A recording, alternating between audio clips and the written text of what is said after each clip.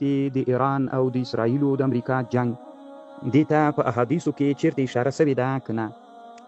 نو مسلمانان ورونو یو حدیث چې د عباده ابن صامت رضی الله عنه حدیث ده، چې هغه حدیث امام طبرانی رحمه الله په معجم الکبیر کې راوړی او په معجم الاوسط کې راوړی ده.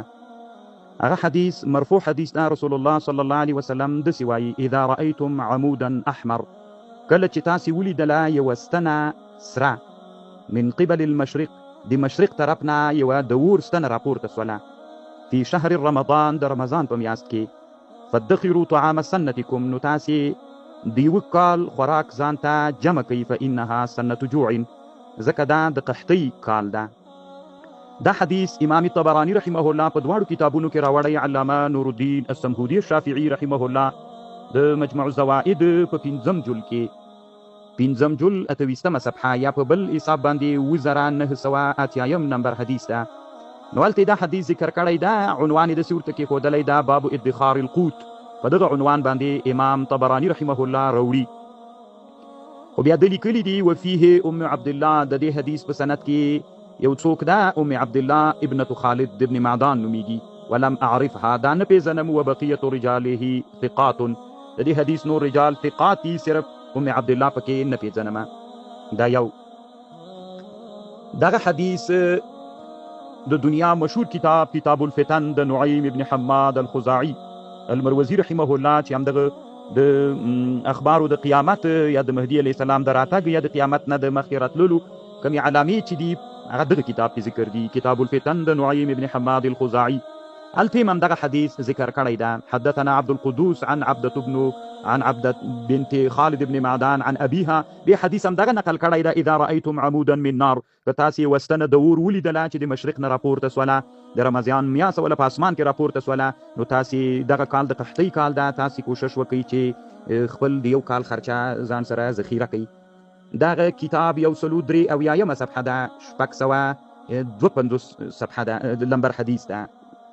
همدغه حدیث امام جلال الدین سیوطي رحمه الله هم په خپل کتاب کې راوړی ده، جامع صغیر کې. امام سیوطي په دې کتاب کې حسن او صحیح حدیث راوړي. دا حدیث هلته راوړی ده: اذا رأيتم عمودا احمر من قبل المشرق في شهر رمضان فادخروا طعام سنتكم فانها سنة جوع. د رمز د هغه ورکړی ده د حسن، چې یعنی دا حدیث حسن حدیث ده. کومه خبر چې امام هیتمی رحمه الله په مجموع الزوائد کې کړی ده، د لیکلي دي وله شواهد. سیده دلته دا یو ښځه پکې ده، دا معلومه نه ده سند کې، خو دا حدیث بیا دی وایي چې شواهد لري. بیا امام سیوطي رحمه الله د هغې شواهد راوړي دي، یعنی مطلب دا چې دا حدیث قابل د استدلال ده.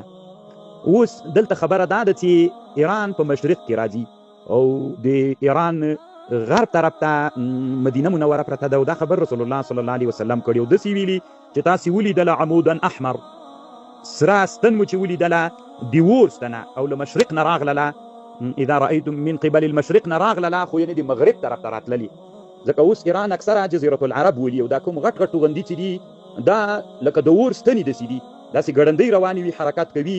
نو که همدغه حدیث کې همدغې جګړې ته اشاره وي، هېڅ شک پکې نشته ده، ځکه رسول صلی الله علیه وسلم خو الله عز وجل په بعضې داسې شیانو باندې علم ورته ورکړي وو، لکه هغه د قیامت علامې. نو کټ مټ همدغه حدیث ده. که سړی د عبدالرؤوف المناوي شافعي رحمه الله هغه وګوري چې هو سيبدو من نار يطلع من قبل المشرق، یو دا ده چې دغه اور ستنې به یې لکه دا د پایې څه یي د غټې غټې داسې ستن به یي، د اور نه به یي، د مشرق نه به راځي، او د رمضان په میاشت کې به راځي. نو ګوره رمضان هم دا ستنې هم دي، له مشرق نه به هم راځي، خو مغرب خواته به ځي. یراه اهل الارض كلهم، ټول مځکه به ویني، د مځکې ټول خلک به ویني، هغه د میډیا یې ټوله ویني. فمن ادرک ذلك فليعد لاهله طعام سنة. علامه عبدالرؤوف مناوي رحمه الله د فیض القدیر په اول جل کې 440 صفحه کې دا حدیث راوړی ده. او د عادت دا ده چې کله امام سیوطي رحمه الله کوم حدیث راوړي او هغه د په رایه باندې ضعیف وي، نو دی بیا رد کوي، نو د خپله قوي کړی ده. دی وایي عبدالرؤوف مناوي چې دا حدیث شواهد لري، یعنی قابل د استدلال ده، د سیوطي سره موافق ده چې حسن حدیث ده. نور علم الله ته ده، الله پاک مروغ جوړ لک.